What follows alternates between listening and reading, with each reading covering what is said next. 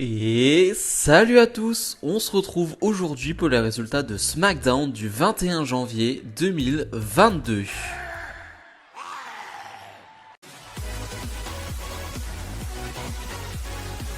Et on ouvre le show comme souvent avec les Usos. Et les Usos, ils sont là pour célébrer quelque chose.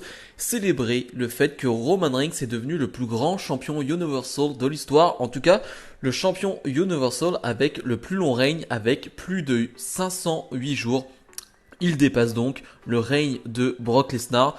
Pour être honnête, je pensais pas qu'un jour ce règne allait être dépassé, en tout cas pas aujourd'hui. Et donc Roman Reigns devient un énorme champion Universal, le plus grand de l'histoire, avec un règne de quasi 1 an et demi, ce qui est énorme. Finalement, Roman Reigns va arriver, on va avoir une vidéo pour nous montrer tout ce qu'il a fait pendant ces 1 an et demi.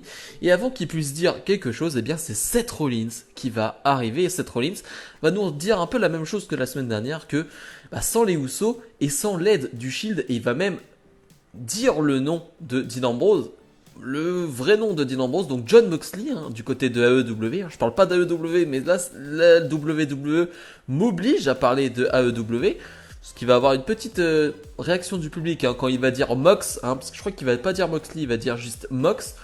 Ok, d'accord. Et finalement, Seth Rollins va proposer quelque chose. Vu que, de toute façon, c'est grâce aux Usos que Roman Reigns gagne, il va proposer quelque chose. Ce soir, il y aura un match 2 contre 2, donc face aux Usos, Rollins trouvera un partenaire.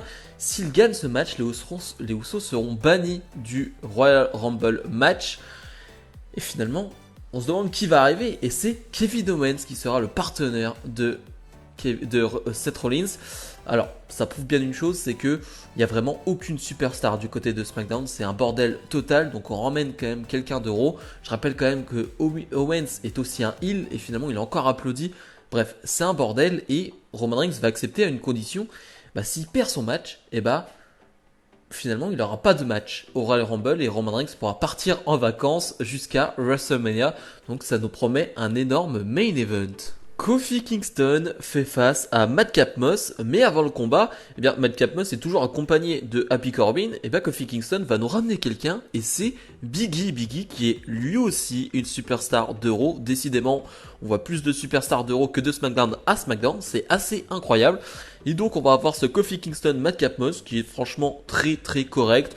C'est plutôt un bon combat. Une nouvelle fois, j'arrive toujours pas à m'investir dans tout ce que fait Madcap Moss parce que je déteste ce personnage. Je déteste aussi sa tenue de catch, sa tenue pour catcher face à Kingston. C'est une catastrophe, vraiment ça ne ressemble à rien du tout, un caleçon avec des salopettes, ça ne ressemble à rien, vraiment c'est horrible. Mais le combat est vraiment très honnête, avec finalement un Kofi Kingston qui va remporter ce combat très clean, ce qui fait une victoire pour Kingston, une victoire pour Madcap Moss, toujours le booking 50-50 qui ne sert à rien, qui ne sert ni à Madcap Moss ni à Kofi Kingston. Finalement après le combat, Biggie va porter son big ending sur Madcap Moss justement. Ouais, bref, j'ai pas trop compris pourquoi Biggie était là, finalement il a très peu interagi dans le combat, juste au début pour empêcher Happy Corbin d'intervenir. Mais voilà, c'est vraiment, on n'a plus de plan pour Biggie, on le ramène avec le New Day et c'est pas forcément une très bonne nouvelle pour lui. Aliyah fait face à Natalya. On rappelle bien évidemment que Aliyah a obtenu la semaine dernière, il me semble, la victoire la plus rapide de l'histoire de la WWE en battant Natalya en 3 secondes 17 il me semble. Finalement le combat va durer un peu plus longtemps.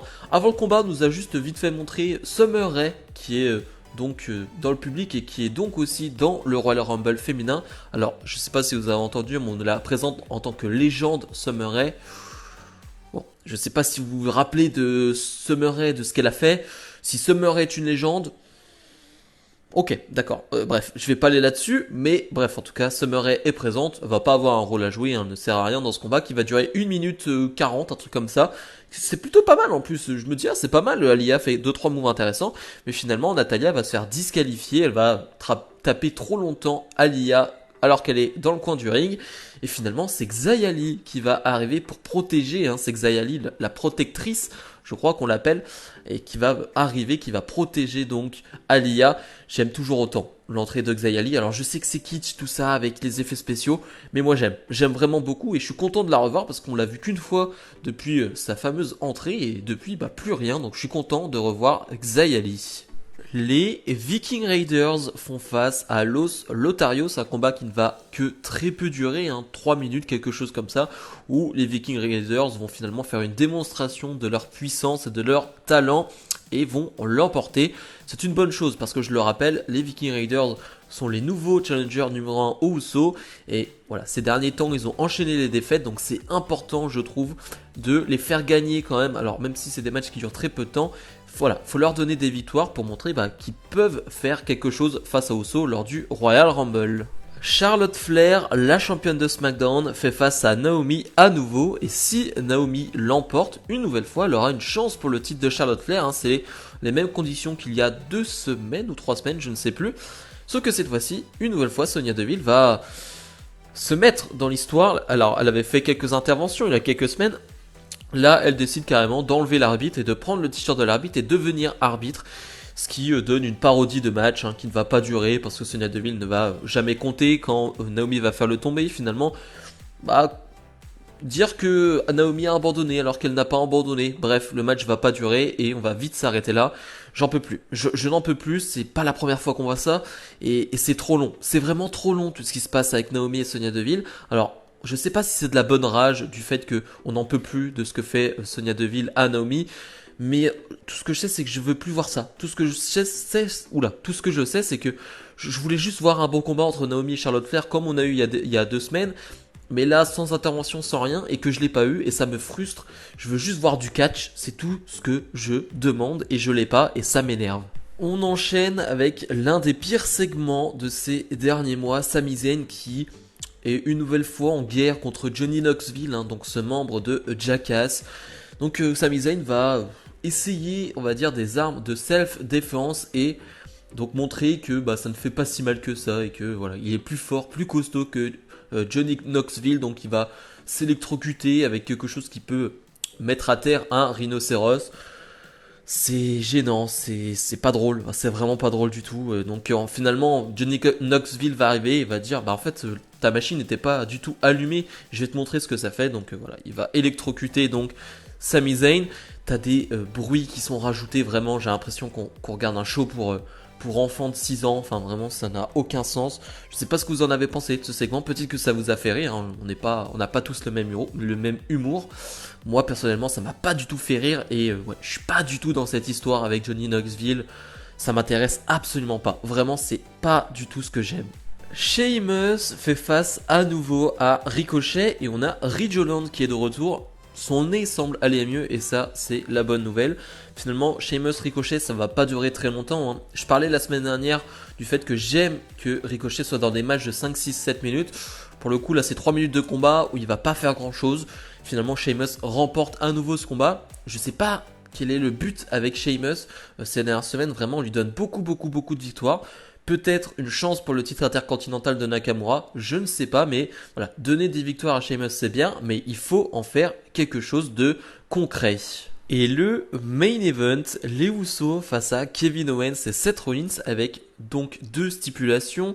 Si Owens et Rollins gagnent, eh bien les Usos seront bannis du ringside lors du match Roman Reigns-Rollins de Royal Rumble. Et si tout simplement les Usos gagnent, pas de match pour Rollins au Royal Rumble, donc un match qui est très important et sans surprise, sans suspense. Excellent combat par équipe, je me suis régalé, vraiment c'était du très lourd. J'en parlais il y a quelques semaines, mais Owens et Rollins en équipe, c'est quand même quelque chose. Alors là aussi il n'y avait pas vraiment de surprise, on le sait que les deux sont vraiment très bons en équipe et que si tu les mets ensemble, forcément il y aura de la magie, il y aura quelque chose d'incroyable. Bon, sans surprise, c'était excellent ce qu'ils ont fait comme boulot ce soir, vraiment un excellent combat par équipe. J'ai adoré le rythme aussi qui s'est accéléré en fin de combat.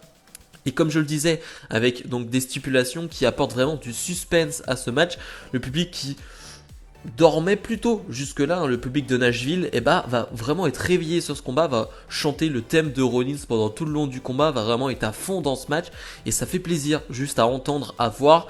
Voilà, au moment où Rollins s'apprête à porter son Kurt Stomp final pour remporter ce match, il y a une ambiance de fou, le public est dingue, et finalement, au moment donc où Rollins allait remporter ce combat, Roman Reigns va arriver, Superman Punch et va s'en aller. Donc disqualification, victoire de Rollins et Owens. Donc Rollins remporte ce combat, donc remporte sa stipulation, mais j'ai aimé parce que je voulais pas que les Usos perdent, je voulais pas que les champions par équipe, je déteste quand les champions perdent dans des matchs qui ne sont pas pour les titres, et là, je trouve que c'est bien fait. Roman Reigns ne voulait pas de ça non plus, ne voulait pas que les Usos perdent, donc il l'a fait de cette manière-là, c'est bien fait. Je trouve que c'est bien réalisé, alors oui, t'as une disqualification, c'est pas ouf pour terminer un show, pour terminer un match, mais la manière dont ça a été fait, je trouve que ça fait plutôt sens et ouais, ça donne envie d'en voir plus, tout simplement. Bilan de ce SmackDown, c'était pas la folie. Pour être honnête, je me suis ennuyé la plupart du show. Il n'y a pas eu de très gros segments. Les matchs, à part le main event, franchement, le main event qui est excellent. Je vous le recommande si vous ne l'avez pas vu. Regardez-le. Vraiment excellent main event, excellent combat par équipe. Le reste, c'est très oubliable. Le reste, ça fait pas avancer grand chose en termes d'histoire. C'est du vu et revu. Donc, c'est pas un excellent SmackDown.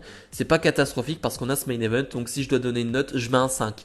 Donc, imaginez la note que j'aurais pu donner si on n'avait pas eu ce main event qui était vraiment très très bon. Bref, comme d'habitude, n'hésitez pas à mettre le petit pouce bleu, à vous abonner. Nous on se retrouve dès la semaine prochaine pour d'autres vidéos et surtout dès la semaine prochaine pour le Royal Rumble. Bref, salut.